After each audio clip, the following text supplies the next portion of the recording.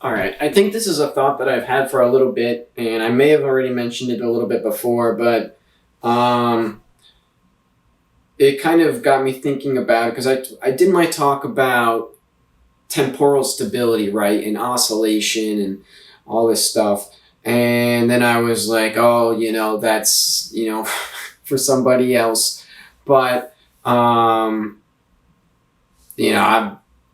I knew as soon as I said that I was going to have to do another video on it. So, what I have is, so I was talking about relative mass in that, right? And because I was talking about the energy equation has, for energy, there is the rest energy, then there's the relative energy, and then you can break down the rest energy into rest mass, and then or into relative mass, rest mass, right? So you could kind of like kind of break it out again, right? So you have your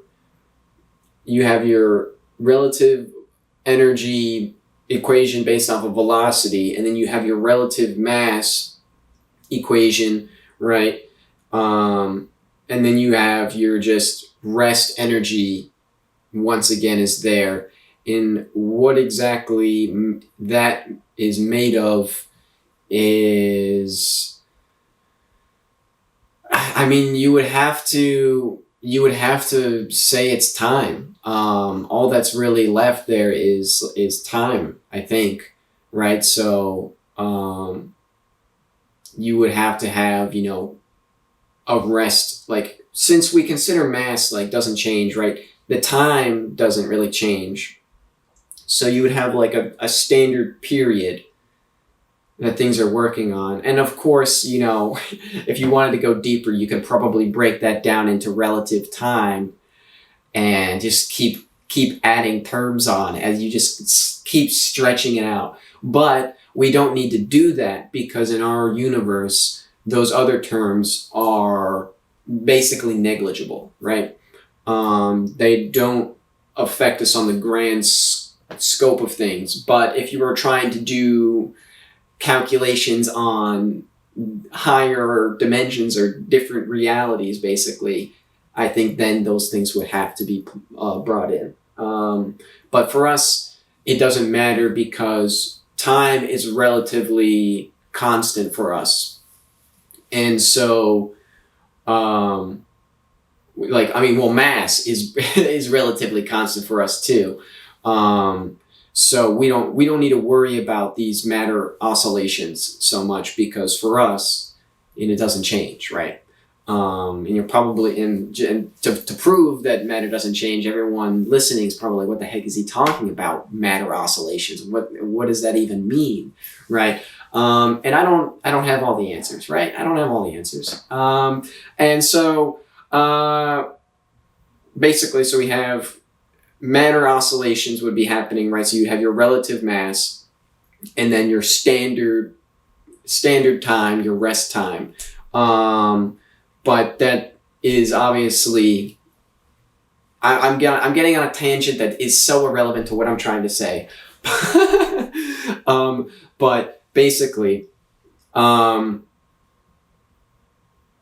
you're working on this scale, right? When you go up to the dark matter level, I think you would have to consider, I mean, maybe not.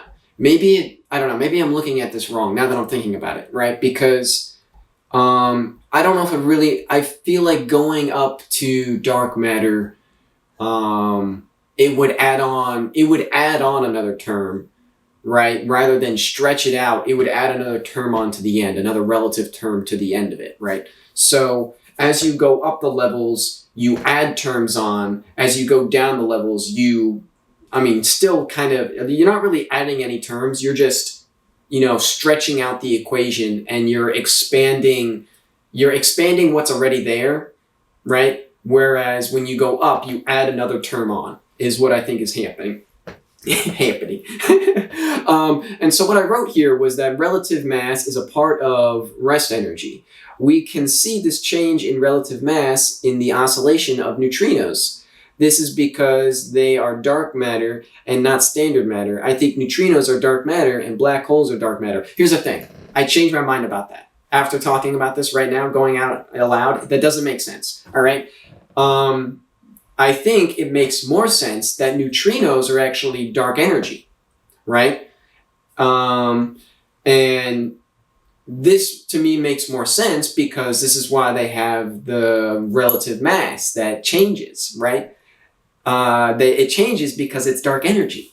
And so the reason why this makes more sense, too, is because like a little like every time you have like radiation, like when a radioactive particle, you know, does its thing, right? The weak interaction or the weak nuclear force or whatever it's called. I think it's just called the weak force. I don't know. I've already checked it. I crossed it out and threw it out of my brain because I don't believe that it's actually a force. It's just a behavior. It's an emergent behavior from gravity, is my opinion on it. So I got rid of it. It's not there anymore. But so, the weak force, right, is what causes, like, I guess, like particle decay and stuff like that, if I'm remembering correctly, right? And so neutrinos come out of these reactions. And so it makes more sense that is actually energy going back to dark energy, right? Back to the dark energy level, rather than being turned into like dark matter. Because initially I was like, oh, well, that's when like energy gets spit out and converted to dark matter. But I don't think that that's right. Now that I'm considering this, considering relative mass and how relative mass should be a stretched out level of rest mass or like rest energy, it doesn't make sense for it to be dark matter. And it makes more sense for it to be dark energy. And so what I'm saying is that I think black holes, yeah, that's, I think that is, you could consider black holes to be a part of dark matter. And there may be other parts to dark matter that we just don't observe, but most likely what, this actually goes to what I was talking about in another video, but I was saying, like, you know, black holes are probably sending something out, right? Other than Hawking radiation. And yeah, it's dark matter. Black holes are probably radiating like dark matter photons, basically. And so we end up with dark matter emerging in these places. And it doesn't just have to be black holes that do this, but maybe it does. I think that like stars and stuff that have reached a certain size can start leaking it in smaller doses, but it's not until you're like a black hole that you're really radiating this stuff out.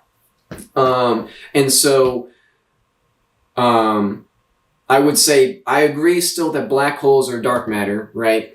And then the basically dark matter photons that the black holes are radiating, we don't observe. We can't observe them because we can't actually see black holes, right? So the reality is we can't see black holes because they're dark matter, right? We can see the effects black holes have on matter, but we cannot see dark matter. And I think that is why we can't see these dark matter photons being radiated. And we are assuming, right, this Hawking radiation, which I don't think has been proven, but I think you will find that this Hawking radiation is just dark matter photons, right? And that is why we see, dark matter, and it has mass on some level, but obviously not enough energy to be visible in our, to be noticeable, right? And this again gets back to why I now don't think neutrinos are dark matter and are actually dark energy, just like the largest form of dark energy possible. And that's why it's everywhere, right? It's that's why these neutrinos are everywhere and fly through everything, because just like dark energy, what was I saying? Was I saying the right thing before? Just like dark energy, it's everywhere. Like neutrinos are everywhere. They go through everything. They rarely interact because they're not really matter, and this, again, going back to, this is why we see oscillations in neutrinos. It's because they have a relative mass, and their relative mass is based on this, I don't know exactly what is controlling this relative mass, but I think it has to do with it moving through the fourth dimension and time and like I said, the time oscillation and stuff. So as it's rotating, right? I said this at a point in a video and I was like, oh, I don't really know if that's the case, because I was like, what if neutrinos are like pulsars, where they're kind of pointing away, and that's when they're pointing away from us, they're the smallest, and when they're pointing towards us, that's when they're their largest mass, right? And I was like, I don't really know though. I don't know if I totally agree with that. I just accidentally read it, and now I'm like, this it's kind of that, but it's not that, right? It's not that they are pulsars where they're pointing a beam at us, right? But they are oscillating through the fourth dimension, and so at certain times, depending on how much of it is exposed to our dimension, it has a relative mass, right? Depending on how much of it is moving through our dimension at a given time. And that's just kind of crazy, but it does make a lot of sense with what I'm saying, and it tracks with my theory. And the fact that I can tie in something like that, I feel